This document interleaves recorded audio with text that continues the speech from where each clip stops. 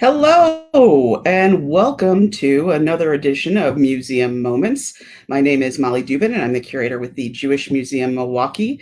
And if you tuned in with us earlier this week, you know that since we're all missing Summerfest and our concert fixes, that we're revisiting a 2014 exhibit that we had here entitled Jews Who Rock. So on Tuesday, we did Crash Course kind of part one, highlighting some of the wonderful, talented musicians, songwriters, promoters included in that exhibit who've left a legendary mark on the industry. And today we are going to do Crash Course Part 2. So with that, we are going to get started. So bear with me for a moment, and I'm going to share my screen.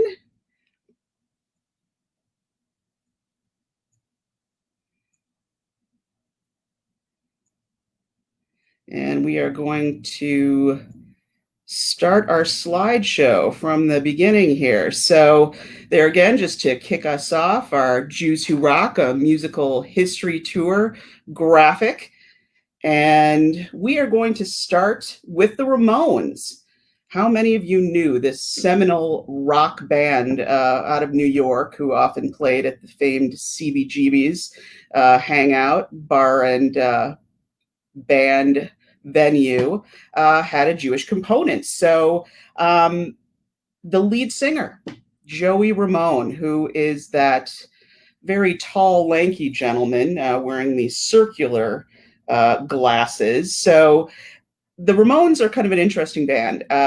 They all are known as the Ramones because they all decided to take on the last name Ramones. So they would all have that. The lead singer actually changed his full name. He was actually born Jeffrey Hyman in 1952, and of course changed his name to Joey Ramone. They are a band that was very much influential in terms of the punk genre and influencing later waves of musicians. And they played kind of high-speed minimalist rock. Their debut album in 1976 earned them kind of cult status in the punk world, both in the US and around the world. For those of you who may remember, they also were featured in a incredibly just fitting 70s movie. It may have been late 70s, early 80s, Rock and Roll High School. If you haven't had a chance to check it out, I encourage it. It's entertaining on many levels. So the band actually played together for 22 years, and the last time that they played together was their last tour, 1996, which was actually at Lollapalooza, which is a festival that happens to have been organized by another Jew who rocks, and that would be Perry Farrell, who was the lead singer. Of course, he's still creating music, but the band Jane's Addiction no longer kind of touring, but certainly made its influence as well. So they played there in 1996. Joey unfortunately died of cancer in 2001. There's a great close-up shot of him. He's got that great punk 70s hairdo going on. But as I said, a seminal punk band, and influenced so many others that came after. So speaking of other seminal bands, we're going to look at Blondie. So Blondie really kind of encapsulates the new wave rock genre. And Blondie was actually co-founded by both Debbie Harry and Chris Stein. So Chris Stein is our Jew who rocks in this equation here.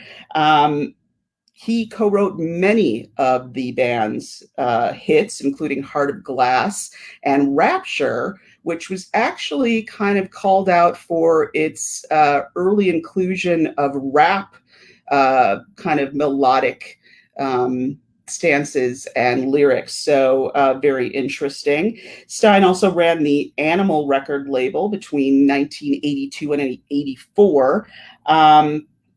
He actually, in 1983, was diagnosed with a rare genetic disorder, but thankfully fully recovered, and has gone on to continue playing and touring with Debbie Harry and Blondie. And here is a contemporary image of them. All right, the Red Hot Chili Peppers.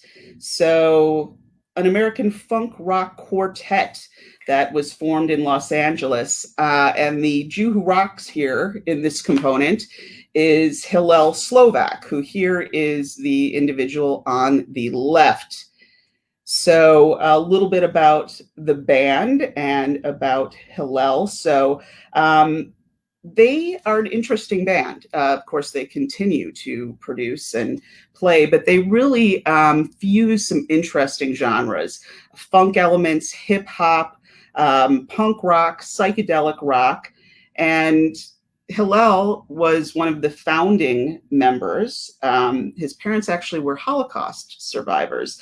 And he, of course, then became an American Israeli musician, but he was in fact born in Haifa in Israel in 1962. Again, a casualty of kind of rock and roll lifestyle. He died from a drug overdose. His last known recording was a very well-received cover of the Jimi Hendrix song, Fire. So, Dire Straits, this is one of my favorites. When we had this exhibit here and people looked at the picture of Mark Knopfler, who is the lead singer, center stage there, who is a Jew who rocks, who hails from Glasgow, Scotland. Who knew? So lead singer, guitarist, songwriter for Dire Straits. He was born in 1949. He formed the band along with his brother David in 1977. Their debut album was 1978, and that actually yielded the hit song Sultans of Swing. Their 1985 album, Brothers in Arms, was their most successful, and that yielded the song I Want My MTV, which for those of you who are of the age to remember early MTV, that was a video that circulated quite heavily and that many of us really associate with the early days of MTV. So Mark has gone on to have a successful solo career. He's played with a tremendous diverse number of artists, including Steely Dan, Thin Lizzy, and Sting, and Tina Turner, among many, many others. An incredibly talented man. And there is a contemporary shot of Mark there with his trademark headband, which many of us fondly remember as well. Stylish and utilitarian in keeping the sweat off the forehead during the long concerts. The J Giles Band. So here's an interesting note as well. So the J Giles Band was actually so Jewish because really all the members were Jewish with the exception of J Giles himself, Jerome Giles. So they were actually known as the Jewish Rolling Stones. The lead singer, Peter Wolf, was born Peter Blankfield in the Bronx in 1946. He was the lead vocalist, as I said, and the band toured tirelessly and really became very well known for their wild stage shows. Their probably most famous and well-received album, Freeze Frame, which yielded the hit Centerfold, which again is of that ilk and time that that video is remembered on the MTV rotation. And really, J Giles in so many ways kind of encapsulates some of that very early feeling about the 80s and again fuses several genres of music. And there is Peter Wolf. As I just said a moment ago, they were known as the Jewish Rolling Stones. So fitting that here's a picture of a young, handsome Peter Wolf on the cover. So we thought we would, or I thought, we would wrap up today with talking about David Lee Roth and Van Halen. So Van Halen, of course, you know, for those of us again who kind of are coming of age in the 80s, that you really couldn't get away from Van Halen. They were incredibly well known for of course, their concerts. David Lee Roth um, really is an individual who has always embraced his Judaism, and of course, Dave, known as Diamond Dave, is in this image on the left there in all of his long-haired glory.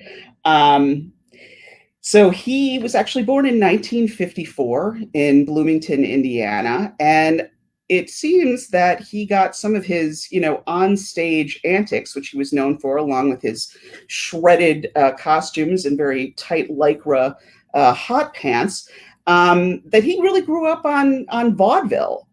His parents played a lot of albums, and he saw footage, and that was really kind of at the foundation of his showmanship, which I think is pretty evident. The band's biggest single, "Jump," contributed to there being one of the most popular and highest grossing bands of the 1990s. While David Lee Roth left the band, they, of course, were famously noted for having some conflict, not getting along. Certainly the Van Halen brothers and David Lee Roth had some creative differences. For a while, Van Halen was headed up by Sammy Lee Hagar. They did reunite for the 1996 MTV Video Music Awards. Fortunately, that was a bit of a short-lived reunion, but Dave did have also a bit of a solo career. Some of you may remember California Girls, which also is a video we can recall from that time period. But Van Halen is just one of those bands that's just, a soundtrack from the 80s for so many. And I thought it was fitting to kind of end with David Lee Roth, because he is also known for being among the famous Jewish individuals named in Adam Sandler's Hanukkah song, which of course aptly notes many Jews who rock, including Adam Sandler himself. So with that, we are going to wrap up our museum moment for the day, and the theme of Jews Who Rock for the week. So hopefully this has given you a little spring in your step, and you'll get your rock on this weekend. If you're interested in seeing more about what Jewish Museum Milwaukee is doing, visit us on our website at www.jewishmuseummilwaukee.org, and you can see what other museum moments, conversation starters, and other programs we have coming up to engage you. And of course, we always love your feedback, so engage with us on Facebook, on our website, however you want to reach out. We love to stay connected and hear from you. With that, enjoy the rest of your week and rock on.